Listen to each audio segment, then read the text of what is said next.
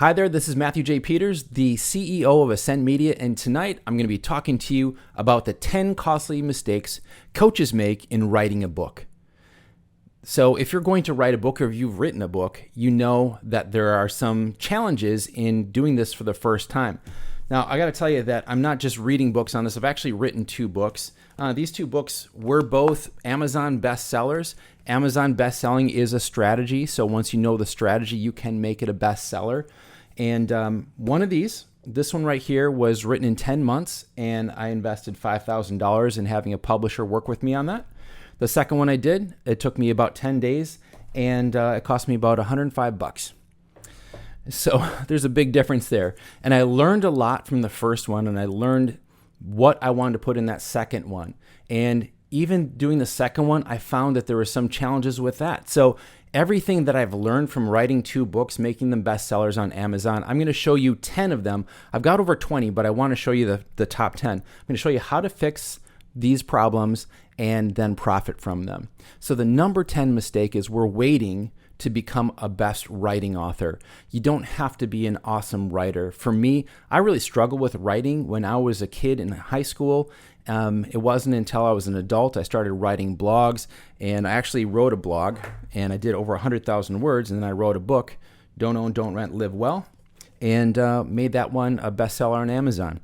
What you want to do instead is write as a marketer and know your goal. Are you writing your book as kind of like a cathartic experience where you just want to get these things off your chest and get it out into the world so you feel better? There's nothing wrong with that if that's what you want to do. But if you are a coach and you are coaching people through things, there's some specific things you want to do to make sure that you can profit well from your book. I didn't do that on the first one, so I learned a lot. What that cost me was probably hundreds of thousands of dollars. All right, so write as a marketer. Number 9 mistake is I'm going to make a living off of selling my book. So I want you to do the math on this. When I sell a paperback book, and it's print on demand through Amazon, so there isn't big warehouses full of the book. They print it on demand within like a couple days. You get it. I make about $3.50 off each one. So if I put this out into the world and I have it for sale for $10 or $20, and I make $3 to $5 off of it, if I sell 100 and I make $5 off of it, $500. If I sell 1,000, that's 5,000. So imagine every 30 days selling 1,000 books.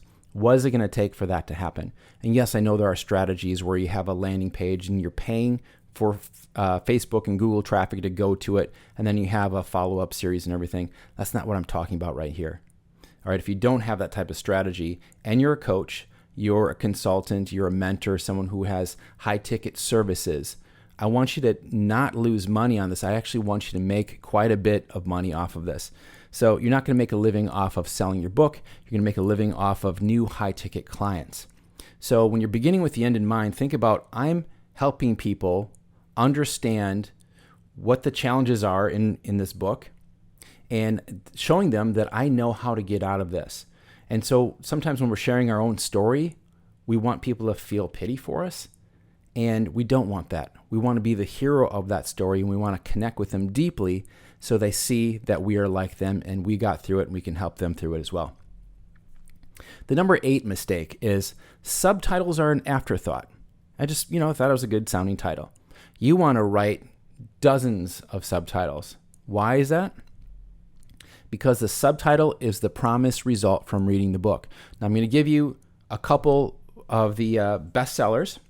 Here's one, The 4-Hour Workweek, Escape the 9-to-5, Live Everywhere, Anywhere, and Join the New Rich. Sounds pretty tempting, doesn't it? Rich Dad, Poor Dad, What the Rich Teach Their Kids About Money That the Poor and Middle Class Do Not. Hey, I want in on that secret. I want to be a part of that strategy. This is something where you're building a desire for people to want what's in that. Here's mine, More Clients Today, 47 free and cheap premium client sources and the simple strategies to get even more clients starting today. And then the first book I wrote here was Don't Own, Don't Rent, Live Well. The thing that I get everybody to say, well, then what do you do? That's in the book, right? How to live debt-free, build your nest egg, and live life on your own terms. So you have some examples of the promises that are in your book. You want to catch them. So the title is the hook, make it interesting, and then the subtitle is the promise from reading the book. Number 7 mistake. The book is your thoughts and your personal story. That's great. There's nothing wrong with that. There's a lot of people who have a lot of joy and they feel personal success by accomplishing a book. What I'm talking about here is you using your book as a tool to get more clients. So the book book pre-frames your programs. What I didn't do in this first one is I didn't pre-frame my program. So when you're writing your program, how is it that by reading the book, people get educated to know exactly what it is that you're offering and the value of it, because you're taking them from being unconsciously incompetent to consciously incompetent. You're not trying to get people the master's degree that you have in working in your field for 20 years. You can't do that in a book. They can do that by working with you and targeting their specific areas, but a book is going to be very difficult to do that. I talked to Brendan Burchard one time, and it was at a book, it was an author convention, and I asked him, says, do I write like Tim Ferriss and give them everything, or Robert Kiyosaki and pre-frame? And he said, give them everything. In the 4-Hour Workweek, he gives them everything. So I really like Brendan Burchard. He's a genius. Here's what I'd have to say about that. Tim Ferriss is not selling coaching. So, I mean, he's doing high-level stuff with executives and companies. Robert Kiyosaki has a suite of products. So what he wanted to do is get people in the frame of mind so they were educated in the value of his products and services. I hope that's clear, because there is no right or wrong here. I want you to think of the strategy that's going to work the best for you. Number 6 mistake is overly technical jargon. And I'm just going to go right into the 6th fix, is make it accessible and personal. You know, you want to tell stories in it. This is a rich dad. He's talking about his rich dad and his poor dad. One dad was not his biological dad. It was his friend's dad. And then his dad had a very different mindset. And so he's actually using his real dad or his own dad as kind of like the education. Here's where you're at, and you want to be where my rich dad was, my friend's dad. So it is brilliantly put together. But the personal thing is the stories, and accessible is I don't understand, going to really deep investment strategies with real estate. I wrote a book that was in the real estate section, but I don't know all the technical stuff about it. So me going into all the technical tricks and stuff, that's not necessary for a book. That's what you get in the program. They can educate you, answer all of your questions, because a lot of times just reading a book, you don't even know what questions to ask. So the pre-framing in your book helps people understand the conversation and the value of your programs and services. Number 5 mistake is you have a slow start. So the book opens and you're yawning, right? You're like kind of paging through, when does this thing really start? I learned to start in the action. I learned this from a couple of different things. Number 1, I have 2 screenplays I've written here. I was a film student in college, and I learned to write screenplays. And one of the things is you want to get people hooked. When you have someone reviewing screenplays to purchase, they have stacks of them. And so they just start reading. And if the first 3-4 pages, they're not hooked, they're going to just go on to the next one. They throw it away. So you need to get them in the first few seconds. And this is the same thing for your videos. It's the same thing in your book. And I learned from Bo Eason, who teaches how to master the stage when you're on stage, how to just like own the stage. And one of the things he taught me taught the whole group was to relive the story, not retell it, but relive it. And I tried this. I took his advice, and I did that because I had to talk in front of 350 marketers at this huge ballroom, and I'd never been on stage. I was the kid that avoided being in speech class, got the F's in speech and everything. So I was going to be on stage, and what I did was I retold the story. I relived the story. I started out, everybody clapped and it got quiet, and then I said, it's 5 a.m., it's dark outside, and I'm sitting in my car. And I'm wondering, what am I doing with my life? That's how I started out my speech on stage. And I captivated people because as I talked about the struggle of the entrepreneur, they felt it.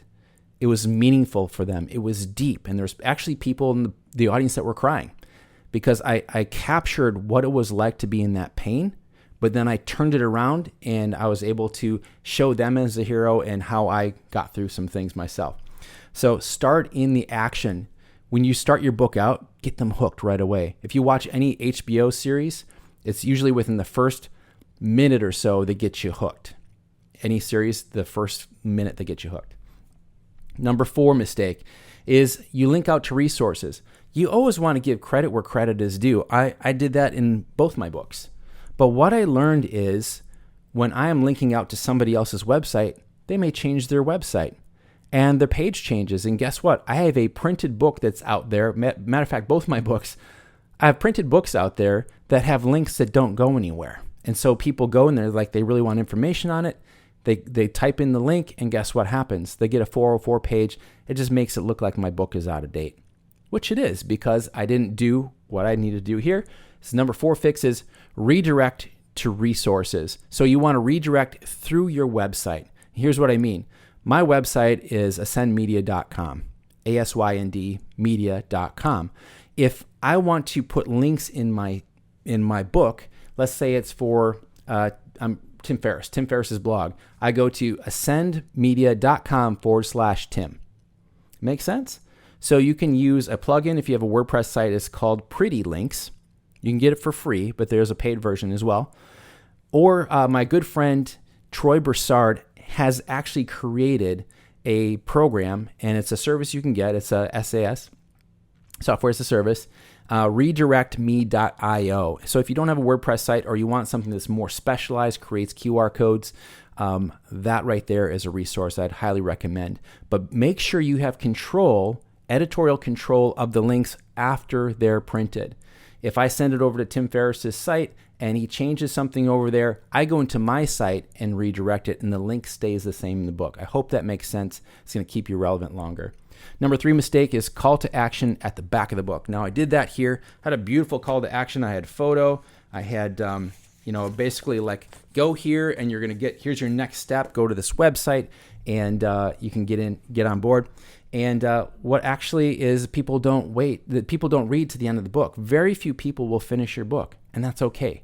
So what you need to do, like I do in the podcast, which I recommend people do in their videos, is you have an early call to action. That means within the first minute of your video, your podcast, you want to tell people what the next steps are. How do I get the deeper version of what I'm going to be presenting here? So I say pepper unique CTAs throughout. What does that mean? Your calls to action, remember, this is your program in book form. All right, I want you to think about that. And going back to Brendon Burchard years ago, he had Experts Academy, the book. I don't remember what it was called, but it was basically Experts Academy, the 5-day event as a book. People pay $20 for the book or $2,000 to go in person. People want those different experiences. So they didn't read the whole book. They like what they read so far, and then they just get the $2,000 ticket to go to the event. Pepper unique CTAs. So when I'm done with a chapter here, I have a CTA, a call to action. That call to action is for my products and services that tie in with what they just read, because I just educated them on the value of it. All right. That call to action, I don't have one call to action throughout the whole book. That call to action is tweaked to connect with what they just read, right? You want to make it relevant to what they just read that they found was very powerful. Number 2 mistake is keep them reading without interruption. You want them to finish the book. The idea of your book is not for them to finish the book. The idea or the goal for your book is to get people to say, this is great. What else do they have? Go to my website, sign up, book a call, get on the call, and enroll in one of my programs. All right. So the fix is give reader reasons to go to your website. QR codes printed in there that you own those QR codes so you can shift them or change them later if things change. Remember what we just talked about. And the other thing is put some videos in there. If you're going to be doing a video like I'm doing a video right now, I could literally put this video as a link, as a QR code in my book. Everybody's got their phone within 3 feet of them at all times. They can scan the QR code, go right over into your website where you have another call to action where they can book a call. You see what I'm doing here? You don't want people, the goal of your book is not for people to finish the book. The goal of your book is to get people to become clients. And number one mistake is, I did it all myself. I'm the Lone Ranger. Look at what I accomplished. I wrote a whole book by myself. And the first one, I did that because I thought if I give acknowledgments to anybody, it takes away from showing people that I actually wrote a book. And it's the exact opposite. The second book, I acknowledged everyone. I acknowledged Tim Ferriss, Tony Robbins, everybody who inspired me to complete the book, everybody who inspired me on my journey, my friends, high-ticket clients that were mine. I put them all in there, and you can take that book and you can send it to them, highlight it, put a bookmarker there, put a personal note and sign it and say, thank you so much for inspiring me into this book, to write this book. I hope you enjoy it. I'd love to talk with you again or something like that. They will share it just because out of love for you acknowledging them. So make sure you acknowledge people as well. But let me ask you this question here. What if you could write a book painlessly in a day? We've done this, and I want to explain to you what it is. We professionally produce you in a series of your marketing videos in such a way we painlessly write a book geared for attracting high-ticket clients. So if you are a coach, consultant, a high-level entrepreneur, we help you expand your reach and elevate your presence with minimal time and effort on your end. And one of the ways we've done that is we've constructed how you do your marketing videos for an entire year, anywhere from 50 to 70, however much energy you have in that day. We try to get you at least 50 in one day of shooting videos. We do all of your marketing videos in one day. And then we also do all of your social posts in a day. We take professional photos. And then your podcasts, all of that, all of your media for an entire year, all your organic media for an entire year. We can construct it so as you're going through your videos, you can either do it in sequence or out of sequence of your book. We take all of that content, we map out your book, and then we have a content editor who is a writer as well that goes through and massages everything you said into your book with the calls to action and everything, so it is a high-ticket book, right? If this is interesting to you, if you want to have your book, have your video series done, have a magazine with you on the cover, all those things we've done, all those things we do for people, we want to do that for you too. We want to make sure, though, that you are getting consistent results for your clients. That is key. If you're not getting results, if you're just trying this thing out, it is definitely not for you. We want people who have a history of results, people who are pursuing mastery in what they do, because if there's no faking it when you're on camera all day, capturing everything. This is exactly what you want to do as your next step. If you want to take that next level, you want to up level all of your media, and you want to step back. When you're done with that day, you go home and you're with your family, you're working on your business, and our team takes care of everything and posts all of your media for an entire year. All right? Go ahead and book a call with me. You can go to ascendmedia.com/call. You can speak directly with me on that call, right? Thanks so much for being on here. We look forward to speaking to you next time. Bye-bye.